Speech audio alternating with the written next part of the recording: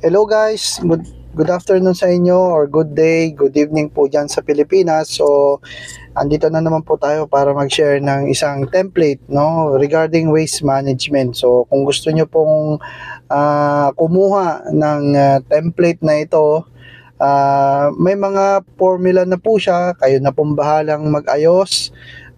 Though I can say 95% is working po ang data at transfer ng data sa mga chart na ginamit dito.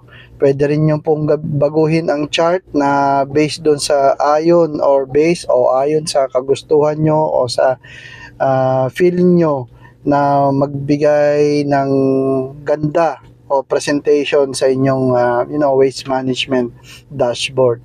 So ngayon guys, meron din akong dinidevelop na HSC dashboard which is including man hours,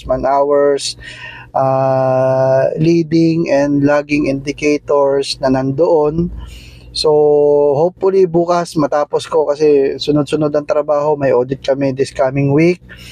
So, shout out sa mga nakakuha ng mga HSC Calendar Toolbox meeting at iba pang mga template natin. Hope guys, makatulong ito sa inyong panimula o sa other information na hinahanap nyo. Sana included yung information na yon sa binigay ko, and hopefully hindi po kayo magsawa na manood ng aking videos, mga tutorial.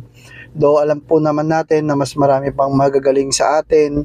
So okay lang po yun. At sa akin naman is based sa experience, sa gain experience ko at saka sa knowledge na natutunan ko sa mga previous meetings, previous trainings at meetings na rin, conference meetings, at sa mga training na nakuha ko dati pa. So guys, again, sana magustuhan nyo tong waste management. So nandito lahat, batteries, oil, waste oil, garbage or something.